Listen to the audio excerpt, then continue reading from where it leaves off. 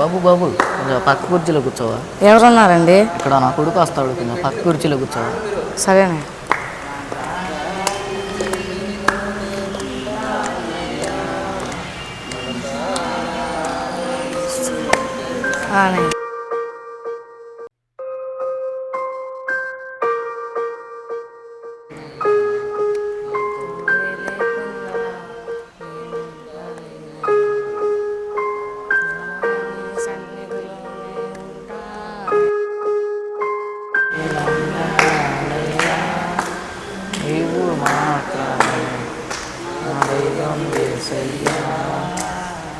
బాబు బాబు బాబు కొంచెం వాడు కొంచెం ఇటు వచ్చి కూర్చోవా కుర్చీలో? ఎందుకండి? ఇక్కడ నా కొడుకు వస్తాడు.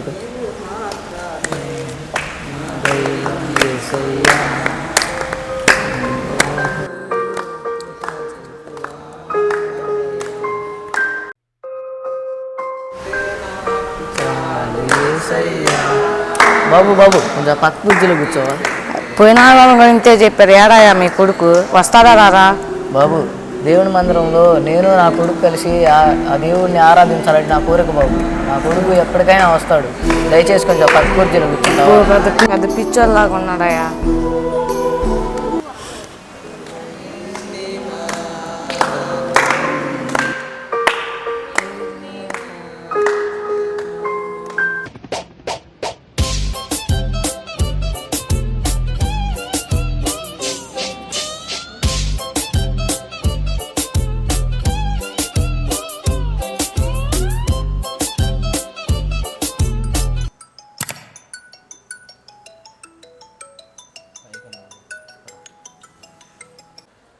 హలో, ఏంటమ్మా చెప్పమ్మా. ఎప్పుడు? అబ్బా నేను రానమ్మా. అక్కడ చర్చిలో ఏం చూడనీరు, మొబైల్ చూడనీరు, చాలా సేపు కూర్చోవాలి. ఈ కాలంలో దేవుళ్ళు అదెంత పురాతనం అమ్మా. ఇప్పుడు దేవుళ్ళు ఇవన్నీ ఏం లేవమ్మా. అన్నీ కాలాలు మారిపోయినాయి అమ్మా. ఆ పిచ్చివాసం వదలమ్మా. దేవుళ్ళు అంటూ వారు ఎవరు లేరమ్మా. నేనైతే రానమ్మా. నేను ఇక్కడ బిజీగా ఉన్నా. ఇంకా పద్దాకలు నాకు ఫోన్ చేయొద్దు, పెట్టేసాను. A few moments later.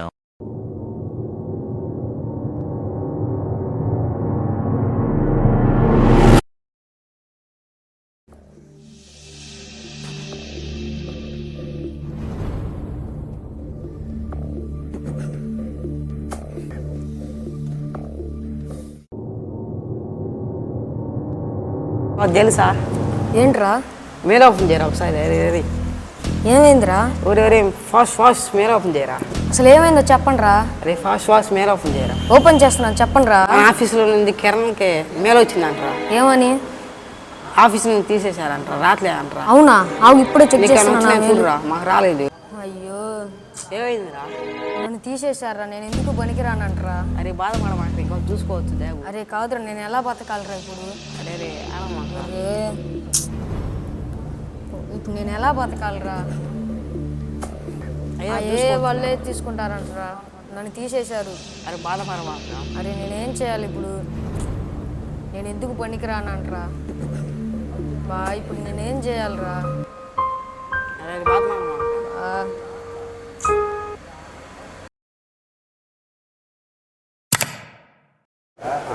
Hello నానా చెప్పు నానా. నాన్న నన్ను ఉద్యోగం నుంచి తీసేశారు నాన్న. ఎందుకు నానా? ఏదో కొత్తగా వచ్చిందంట నాన్న టెక్నాలజీ, దానివల్ల నన్ను తీసేశారు నాన్న. నేను ఎందుకు పనికిరాను అంటున్నానా? అలా ఏం లేదు నాన్న, నువ్వేం బాధపడకు. కాదు నాన్న, నన్ను తీసేశారంట నాన్న.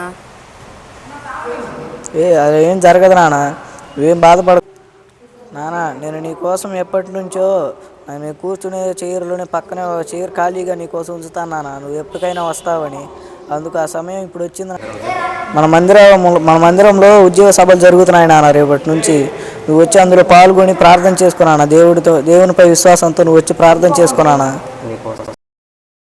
అందుకు ఆ సమయం ఇప్పుడు వచ్చింది నాన్న, నువ్వు త్వరగా ఇంటికి రా నాన్న. మన ఇద్దరం కలిసి దేవుడిని స్తుతించి ఆరాధిద్దాం. దేవుడు మనకు మంచి చేస్తాడు. సరే నాన్న.